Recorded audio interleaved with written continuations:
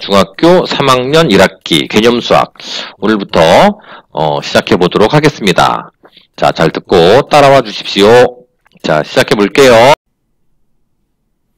자, 제곱근의 그 뜻과 성질에 대해서 알아보도록 하겠습니다. 자, 제곱근이란 무엇인지부터 알아보도록 하겠습니다. 자, 먼저 여기 9라는 수가 있다고 칩시다. 9는요, 어떤 수를 제곱해야지 9가 나올까요? 바로 그 어떤 수는 플러스 3과 마이너스 3입니다. 즉, 플러스 3과 마이너스 3을 9의 제곱근이라고 우리는 이야기를 합니다. 자, 하나만 더 봅시다. 자, 4라는 수도 있어요. 역시 어떤 수를 제곱해야지 4가 나올까요? 바로 플러스 2와 마이너스 2가 있습니다. 자, 하나 더 보겠습니다. 0도 봅시다. 0. 자, 어떤 수를 제곱해야지 0이 나올까요? 이때는 0 하나뿐이죠. 제곱해서 0이 나오는 수는 0 하나뿐입니다. 자, 하나 더 보면 1도 볼게요. 1은 자, 어떤 수를 제곱해야지 1이 나올까요? 역시 플러스 1과 마이너스 1입니다. 자, 하나만 더 봅시다. 뭐냐 하면 마이너스 4를 볼게요. 자, 어떤 수를 제곱해야지 마이너스 4가 나올까요? 자, 생각해 보세요. 우리는 플러스를 제곱해도 플러스가 나오고요. 마이너스를 제곱해도 플러스가 나옵니다. 그래서 제곱을 해서 마이너스가 나오는 수는 바로 없죠.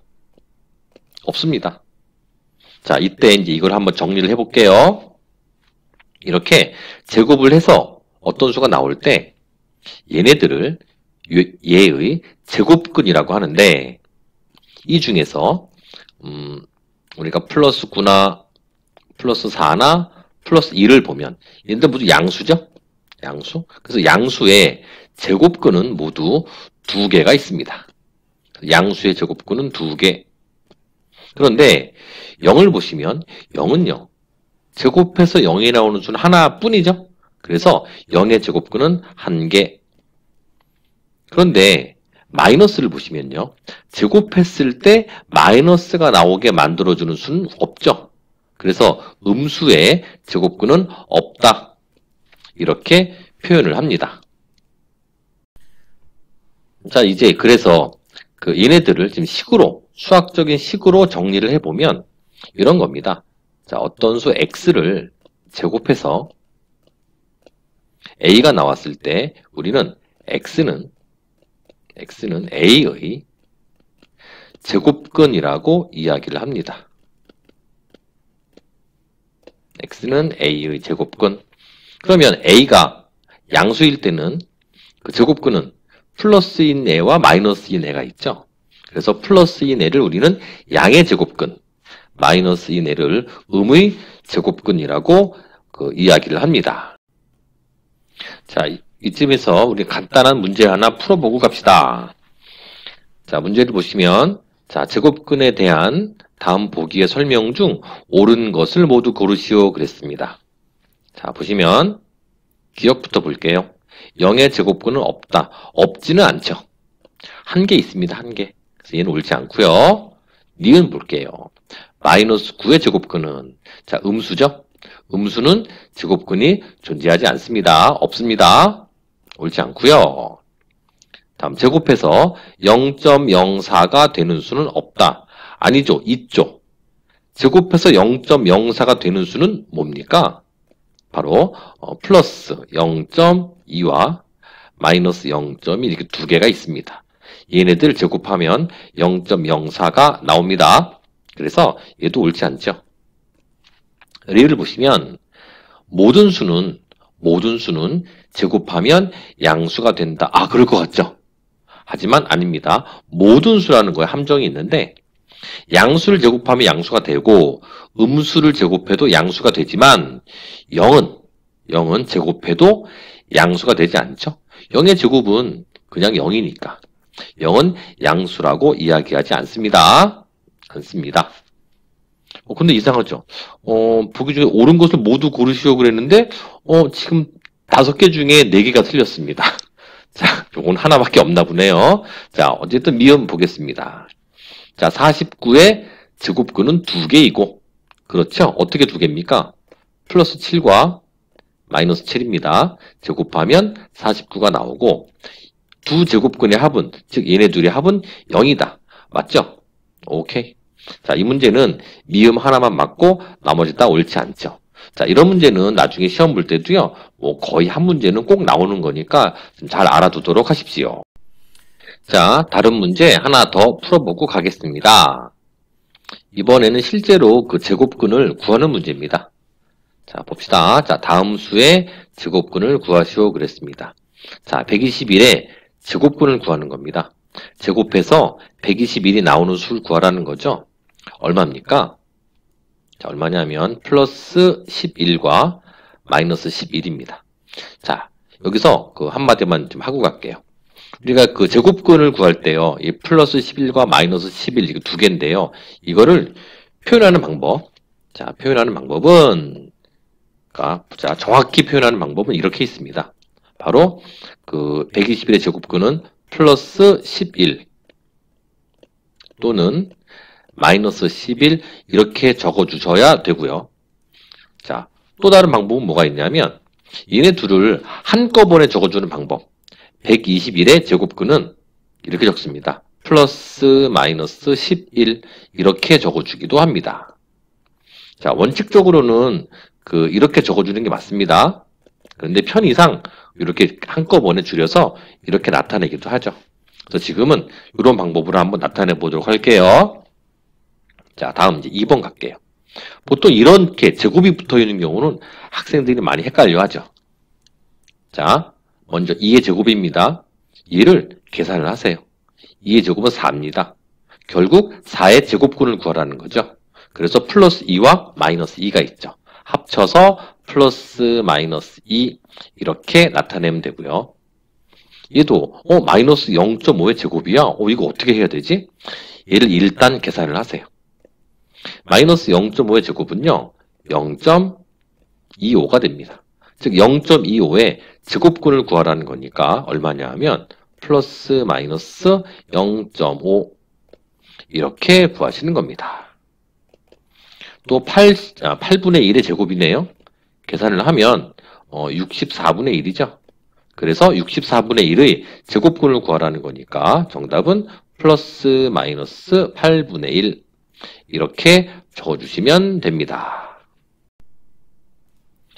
자, 아까 구했던 그 제곱근을요, 한번 다시 구해보겠습니다. 이번엔 뭘 구할 거냐면 1 봅시다. 1. 자, 1의 제곱근 뭐가 있냐면 플러스 마이너스 1이죠. 다음에 4의 제곱근, 즉 제곱해서 4가 나오는 수입니다. 얼마입니까? 바로 플러스 마이너스 2가 됩니다. 자, 이제 뭘 할 거냐면 이걸 할 겁니다. 2의 제곱근. 뭘 제곱해야지 2가 나올까요? 이 수를 혹시 알고 계십니까? 자, 이게 어떤 수냐면 수학자들이 그 제곱해서 2가 나오는 수를 찾기 위해서 부단히 노력을 했죠. 자, 우리도 한번 구해봅시다. 자, 제곱해서 2가 나오는 수는요, 우리가 확실히 알고 있는 게 없기 때문에 대략 한번 감을 잡아서 한번 제곱을 해봅시다. 일단 1.4를 한번 제곱해 볼게요. 1.4를 제곱하면 1.96이 나옵니다. 2보다 작네요. 그럼 조금 키워볼게요. 1.5를 제곱해 보겠습니다. 1.5 제곱하면 2.25가 나옵니다. 2보다 큽니다. 그러면 요 1.4와 1.5 사이에 있다는 얘기겠죠? 그래서 대략 이번에는 뭘 제곱할 거냐면 1.41을 제곱을 해보겠습니다.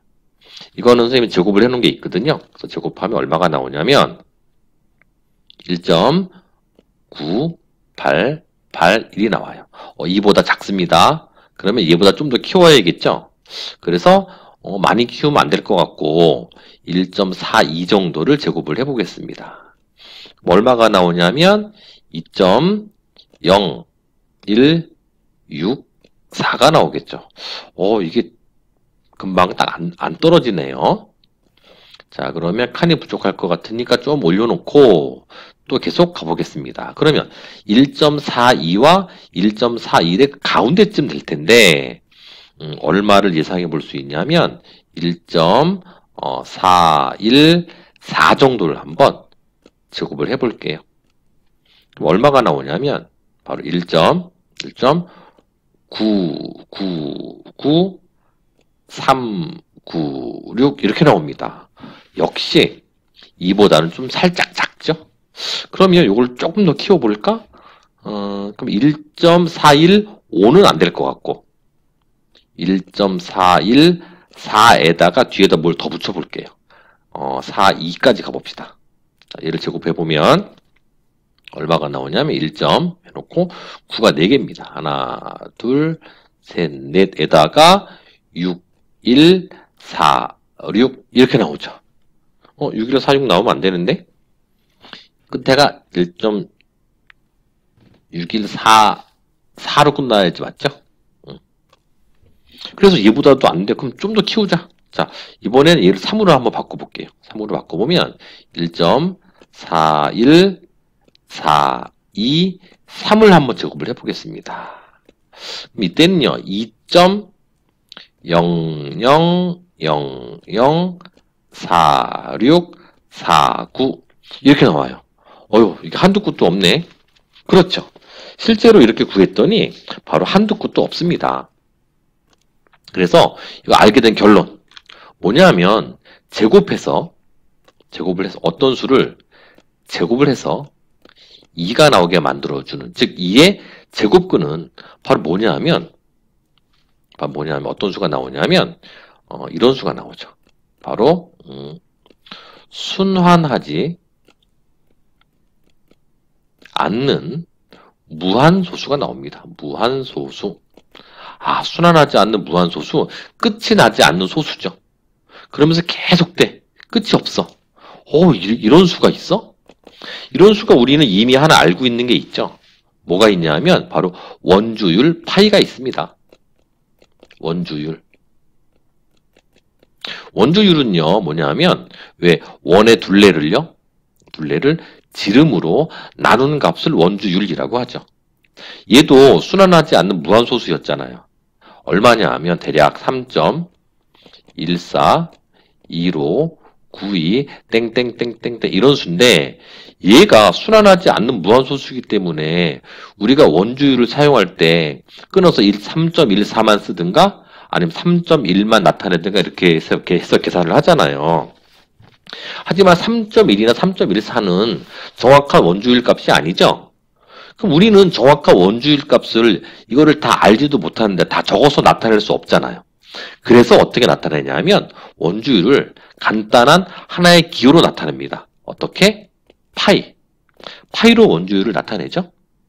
이것처럼 이렇게 순환하지 않는 무한소수를 그대로 나타낼 수 없기 때문에 어떤 다른 간단한 기호를 써서 나타내기로 했거든요.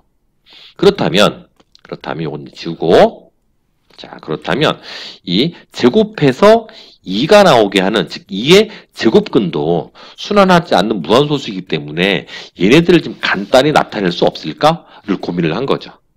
그래서 어떻게 나타내기로 했냐 하면 바로 이렇게 나타내기로 했습니다. 제곱해서 2가 나오게 만들어주는 수는 우리는 이렇게 루트 2라고 나타내기로 약속을 한 거죠. 그렇다면 자 2의 제곱근은 2도 양수니까 제곱근이 2개가 있겠죠? 그래서 얘를 어떻게 나타내기로 했냐면 이렇게 나타냅니다. 바로 플러스 마이너스 루트 2 이렇게 나타내기로 약속을 한 겁니다. 아시겠습니까? 그래서 이 기호 있죠? 이 기호를 우리는 루트라고 읽어주고요. 루트 ROT 있죠? 뿌리 루트 2 이렇게 읽어주고 우리말로는 제곱근 2라고도 읽어줍니다. 그래서 얘를 읽어주는 표현 두 가지 루트 2 또는 제곱근 2 이렇게 알아두십시오. 자, 그래서 이 내용을 좀 잠깐 더 정리를 좀 해보면 자, 봅시다. 내려서 이 사이에 3도 하나 있죠? 3의 제곱근은 그럼 어떻게 나타내겠습니까? 바로 플러스 마이너스 루트 3 이렇게 나타내기로 약속을 한 거고요. 4의 제곱근은 플러스 마이너스 2죠. 그러면 선생님 그 4의 제곱근인 플러스 마이너스 2를 플러스 마이너스 2라고 나타내지 않고 플러스 마이너스 루트 4라고 나타내면 안 됩니까? 됩니다. 얘네 둘은 같은 수입니다. 그래서 루트 4와 2는 같은 수예요. 자, 그리고 우리가 이해를 돕기 위해서 몇 개만 한번 더 해보면, 몇 개만 한번 더 가볼게요. 바로 5의 제곱근은 플러스 마이너스 루트 5고요. 6의 제곱근은 플러스 마이너스 루트 6이고요. 안 되겠다. 7, 8 건너뛰고 9의 제곱근은 플러스 마이너스 3입니다. 자, 무슨 얘기 하려고 하는지 감을 잡으셨나요? 자, 무슨 얘기를 하고 싶은 거냐 하면, 자, 제곱근을 구하는데 1이나 4나 9 같은 수들은 이렇게 루트라는 기호 없이 나타낼 수 있죠. 제곱근을. 그런데 그렇지 않은 나머지 애들은 이렇게 나타낼 수 없기 때문에 루트라는 기호를 써서 나타낼 수밖에 없어요. 그래서 이렇게 1이나 4나 9는 가만 보니까 어떤 수입니까? 바로 어떤 자연수를 제곱해서 만들어진 수죠. 이런 수들을 우리는 뭐라고 한다? 중학교 1학년 때 배웠는데 이런 수를 우리는 제곱수라고 하죠. 제곱수. 제곱수. 그래서 제곱수는 루트 없이 제곱근을 표현할 수 있고요. 즉 정수인 그 제곱근이 나타나고 그렇지 않은 수는 즉 제곱수가 아닌 이런 수들은 바로 루트라는 기호를 이용해서 나타낼 수밖에 없다라는 것을 좀 알아두십시오. 자, 이번엔 문제 몇 개 풀어보고 가겠습니다. 자, 다음을 근호를 사용하여 나타내시오 그랬는데 선생님이 아까 앞에서 근호 이야기를 안 했네요. 자, 근호가 뭐냐면 뿌리 모양의 기호 그래서요. 바로 루트 요 제곱근을 말하는 거죠. 루트 기호 요 기호를 이용해서 나타내시오 그랬습니다. 자, 한번 나타내 보겠습니다. 자, 11에 양의 제곱근. 아, 양이네요. 그럼 바로 루트 11이죠. 다음에 2분의 5의 음의 제곱근. 그러면 마이너스겠고요. 루트 2분의 5. 이렇게 나타내시면 됩니다. 자, 그런데 3, 4번은 살짝 달라요. 자, 어떻게 다르느냐? 3번과 4번을 보시면 13의 제곱근을 구하는 거고요. 4번은 제곱근 13을 구하는 겁니다. 자, 차이가 뭐냐 하면 바로 이런 차이입니다. 자, 설명을 좀 해야 되는데 자, 보세요. 13의 제곱근 그러면 하나의 문장이죠. 이거는 제곱해서 13이 나오는 수라는 뜻입니다.